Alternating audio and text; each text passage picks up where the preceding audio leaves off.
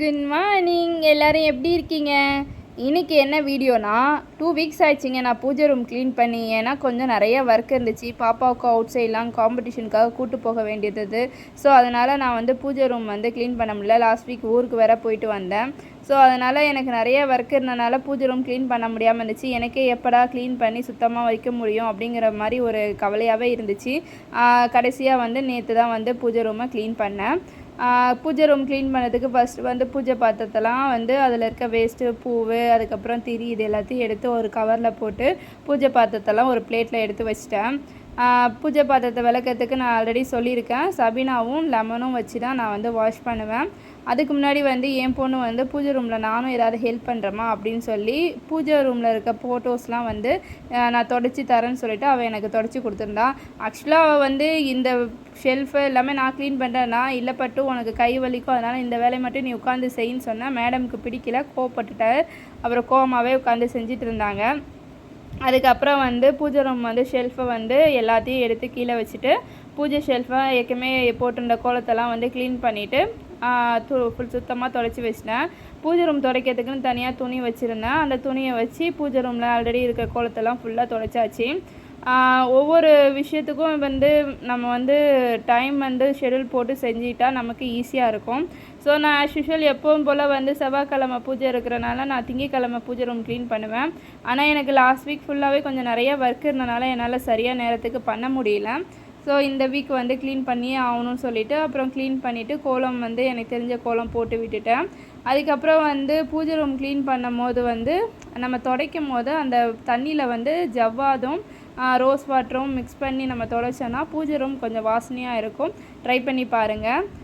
பூஜை room clean பண்ண பிறகு இந்த மேட் வந்து நான் ஒரு 1 மந்த் ஆயிடுச்சு நான் வாங்கி. பட் யூஸ் பண்ணாமே வச்சுருந்தேன். பூஜை ரூம் க்ளீன் பண்ணும் போது அதை போட்டு வைக்கணும் அப்படின்னு சொல்லிட்டு சரி டிஃப்ரெண்ட்டாக இருக்கட்டும் அப்படின்னு சொல்லிட்டு நான் இந்த தடவை பூஜை ரூமில் அதை போட்டு அது மேலே சாமி ஃபோட்டோலாம் வச்சுருக்கேன். கொஞ்சம் ஏதாவது டிஃப்ரெண்ட் லுக் வரும் அப்படிங்கிறதுக்காக. அதுக்கப்புறம் எப்பவும் போல் சாமி ஃபோட்டோக்கெலாம் போட்டு வைக்கிறதுக்கு மஞ்சள், சந்தனம், ஜவ்வாது, ரோஸ் வாட்டர், பச்சை கற்பூரம் அதெல்லாம் வச்சு சாமி ஃபோட்டோக்கெலாம் வந்து மஞ்சள் குங்குமம் வச்சேன்.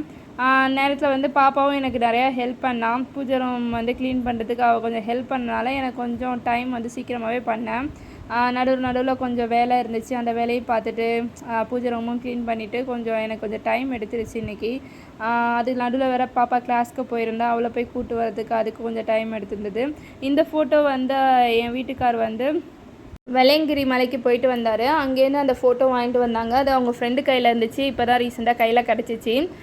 ரீசெண்டாக எனக்கு ஒரு ஃபோட்டோ வந்து ஆட் ஆகியிருக்காங்க சாமி ரூமில். அப்புறம் மஞ்சள் குங்குமம் வச்ச பிறகு ஃபோட்டோ விளக்கெல்லாம் எப்படி இருக்குதுன்னு பாருங்கள். எல்லாமே வந்து செஞ்சு பொட்டு வைக்கிறதுக்கு எனக்கு ஒரு 1 hour கிட்ட ஆயிடுச்சு. கொஞ்சம் ஸ்லோவாக தான் பண்ணேன். எனக்கு கொஞ்சம் டயர்டாகவும் இருந்துச்சு. மதியானம் பாப்பாவுக்கு ஆனுவல் டேக்காக ஜுவல்லரி வாங்கிறதுக்காக வெயிலில் போயிட்டு கொஞ்சம் வந்தேன். ஸோ அதனால் பாப்பாவும் கொஞ்சம் டயர்டாக இருந்தால். பாப்பாவுக்கு இன்றைக்கி லீவ் இருந்துச்சு. ஆவினி ஆவிட்டம்னு சொல்லிட்டு ஸ்கூலில் லீவ் விட்டுருந்தாங்க. ஸோ அவளை கூப்பிட்டுட்டு போய் ஜுவல்ஸ்லாம் வாங்கிட்டு வீட்டுக்கு வரத்துக்கு எனக்கு ஆஃப்டர்நூன் மேலே ஆயிடுச்சு. கொஞ்சம் டயர்டாக இருந்தனால நான் எப்போதும் மதியானம் விளக்கி வச்சிருந்தேன்னா ஈவினிங் கொஞ்சம் ஃப்ரீயாக இருந்திருப்பேன். வெளில போயிட்டு வந்தனால கொஞ்சம் டயர்டாக இருந்தது. அதுக்கப்புறம் வந்து பூஜை ரூமில் வந்து எல்லாத்தையும் எங்கெங்கே என்ன வைக்கணும்னு சொல்லிவிட்டு எல்லாத்தையும் அரேஞ்ச் பண்ணி வச்சேன். ஃபஸ்ட்டு வந்து கார்னரில் வந்து குபேர சிலை வச்சுட்டேன். அதுக்கப்புறம் வந்து ஃபோட்டோலாம் மாட்ட வேண்டிய ஃபோட்டோஸ்லாம் மாட்டிட்டேன். எல்லாத்துக்கும் தொடச்சி மஞ்சள் குங்குமம் வச்சுட்டேன். பூஜை ரூமில் வந்து எனக்கு வந்து ரொம்ப பிடிச்சது என்னென்னா அந்த ஃபோட்டோஸ்லாம் வந்து மஞ்சள் குங்குமம் வச்ச பிறகு ஒரு அழகு வரும். அதுக்கப்புறம் வந்து இது வந்து நான் காசு வந்து பூஜை ரூமில் எப்போதுமே கண்ணாடி முன்னாடி வச்சோம்னா அது பிரதிபலிக்கிற மாதிரி நம்ம வீட்லேயும் வந்து செல்வம் வந்து இருக்கும் அப்படின்னு சொல்லுவாங்க. அதனால் ஒரு சின்ன பிளேட்டில் வந்து நம்ம காயின் வச்சுட்டு அதை வந்து ஒரு கண்ணாடி முன்னாடி வச்சோம்னா அதில் தெரிகிற மாதிரி நம்ம வீட்டில் வந்து செல்வம் இருக்கும். ஸோ ட்ரை பண்ணி பாருங்கள், ரொம்ப நல்லது, நல்லாவும் இருக்கும். அதுக்கப்புறம் வந்து நான் இது வந்து மீஷோவில் ஆர்டர் பண்ணியிருந்தேன். இந்த கோமதி சக்கரம் இது வந்து என்னுடைய சிஸ்டர் தான் சொல்லியிருந்தாங்க இது வச்சா ரொம்ப நல்லதுன்னு சொல்லிவிட்டு. அதை நான் ஆன்லைனில் ஆர்டர் பண்ணியிருந்தேன். அப்புறம் தாமரை விதைகள் இது எல்லாமே வந்து ஆர்டர் பண்ணியிருந்தேன். ரொம்ப நாளாகவே வச்சுருக்கேன். அதுக்கப்புறம் வந்து வளையல் இது வந்து அம்மனுக்கு ரொம்ப நல்லதுன்னு சொல்லுவாங்க. ஸோ அந்த மாதிரி கண்ணாடி வளையல் எல்லாமே வச்சு பூஜை ரூமை ரெடி பண்ணிட்டேன். அதுக்கப்புறம் வந்து ஃபஸ்ட்டு இருக்க ஷெல்ஃபை ஃபுல்லாக வந்து ரெடி பண்ணி வச்சுட்டேன். அதுக்கப்புறம் கீழே இருக்க ஷெல்ஃபுக்கு வந்து ரெடி பண்ண ஆரம்பித்தேன். கீழே வந்து ஃபுல்லாக நான் முருகர் ஸ்டாச்சூஸ் வச்சுருப்பேன். முருகருக்காக தனியாக விளக்கு ஏற்றுறேன். ஸோ அவங்களுக்கு வந்து கீழே ஷெல்ஃபுக்கு வந்து நான் அந்த மேட் போட்டிருந்தேன். பிரம்ம முகூர்த்த விளக்குக்கும் வந்து அகல் விளக்கு ரெடி பண்ணி அதுக்கு மஞ்சள் குங்குமம் வச்சு அதையும் வந்து ஒரு இடத்துல எடுத்து வச்சிட்டேன். அதுக்கப்புறம் கீழே இருக்கிற முருகர் சிலைக்கு எல்லாத்துக்குமே வந்து பொட்டெல்லாம் வச்சுட்டு அங்கேயும் வந்து விளக்கெல்லாம் ரெடி பண்ணி கீழேயும் ரெடி பண்ணிவிட்டேன். இதெல்லாம் எனக்கு முடிக்க மணி வந்து 12 ஆயிடுச்சு. அதுக்கப்புறம் வீட்டுக்கு மாப் போட்டுட்டு தூங்க போயிட்டேன். அப்புறம் மார்னிங் எப்போதும் போல் எழுந்திரிச்சு வாசலில் கோலம் போட்டாச்சு. கோலம் போட்டுட்டு சாமி ரூமை வந்து திரும்ப எனக்கு நைட்டே கொஞ்சம் எல்லா வேலையும் முடித்து வச்சுட்டேன்.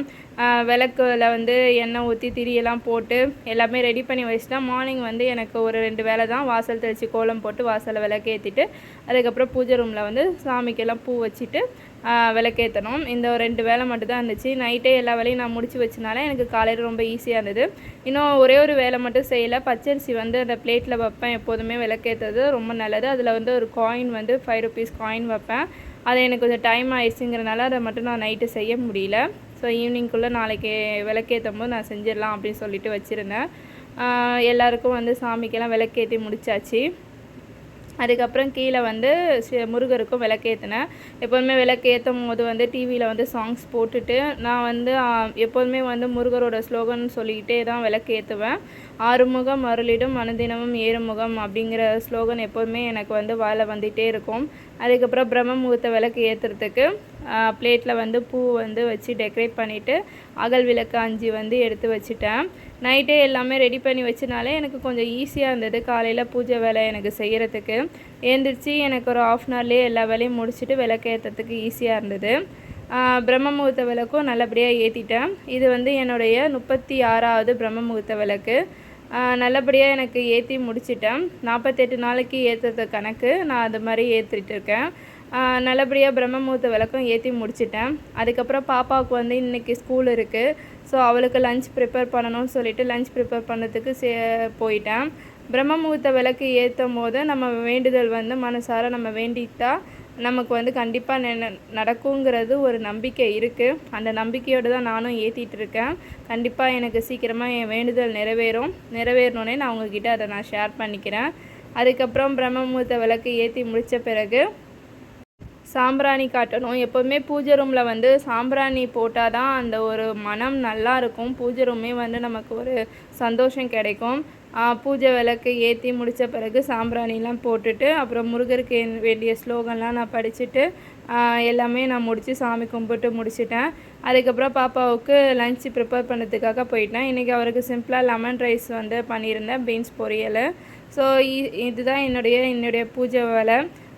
இந்த வீடியோ உங்களுக்கு பிடிச்சிருந்தா லைக் பண்ணுங்கள், ஷேர் பண்ணுங்கள், கமெண்ட் பண்ணுங்கள், மறக்காமல் சப்ஸ்கிரைப் பண்ணுங்கள்.